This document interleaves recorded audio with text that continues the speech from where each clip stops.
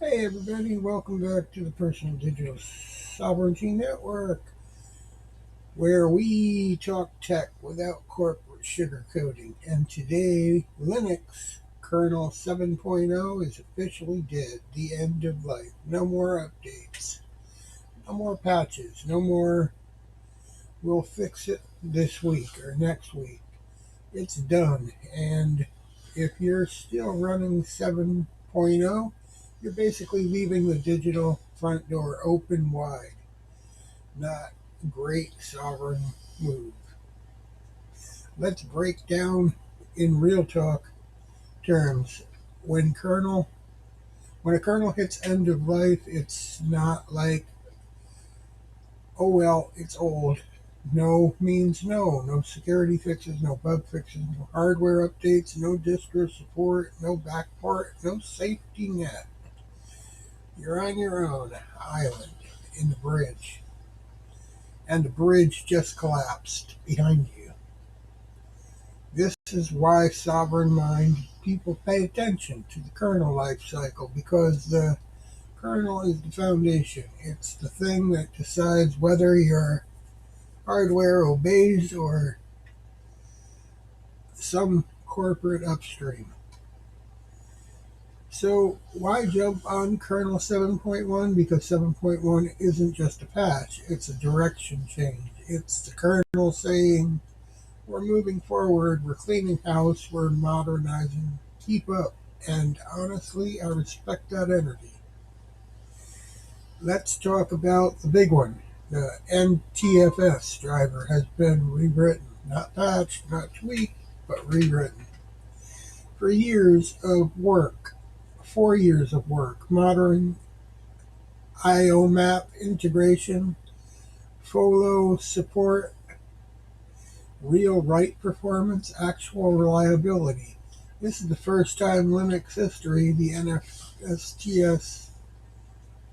NTFS doesn't feel like a sketchy side quest. If you do a boot, if you move big files, if you deal with Windows drivers, this is a sovereign win, because now you control the file system, not Microsoft's old drivers from 2001. The next up, Intel Fred. This is a new way CPUs handle the interrupt exception. It's cleaner, safer, built for a generation of Intel chips. If you run Panther Lake or anything coming after 7.1 is basically required. If you don't upgrade, you're leaving performance and security on the table. And sovereignty is about not leaving anything on the table. Whether you're gaming or editing, running, computing workloads, 7.1 brings better Intel support, ARC support, battle image optimization, AMD Radeon improvements, and more reliable GPU monitoring. This is the stuff that actually affects daily life, not theatrics or benchmarks, real performance. 7.1 removes 140,000 lines of old code. Say goodbye to I-486. Goodbye ancient PCMICA controllers. Goodbye ISDN drivers from the Jurassic era. This is the kernel saying we're not dragging dead weight anymore. And honestly, good. Sovereignty means lean, efficient, maintainable systems.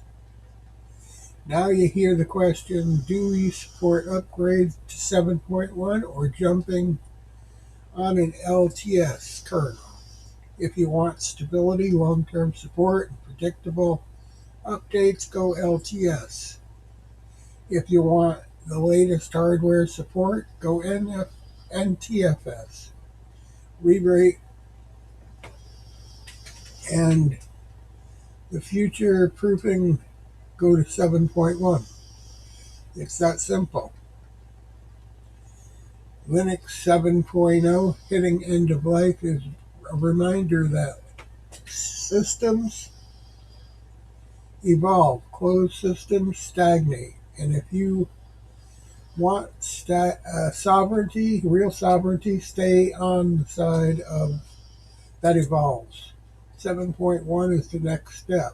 Not perfect, not LTS, but it's the direction Linux is moving. And if you want to stay in control of your hardware, your data, and your digital life, move in with it.